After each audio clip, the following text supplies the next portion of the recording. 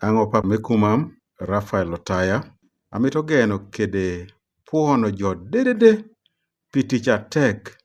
Ame itimo mwaka ni bala pur chwano idwe sukulu timo chato wil apore gwoko leini kede ticha papat akela bar.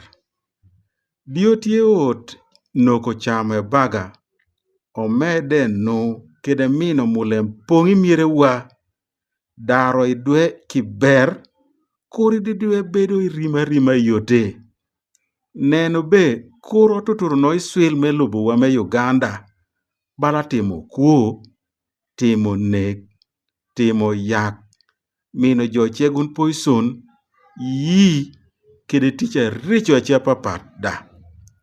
Dio daro no mwaka nyien omarere no, onywako no, odaro no yot komwa kiber, itua akobo bala silim, omede no kede bedo jo awor, amuol, atimo ticha tek, weko nyapo.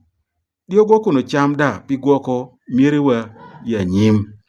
Akwa oneu e baga memulem, dio lego no rubanga, miwa yot kom, kede geno mwaka anyien, kiber, kumam nyai, e nyai nakanaka.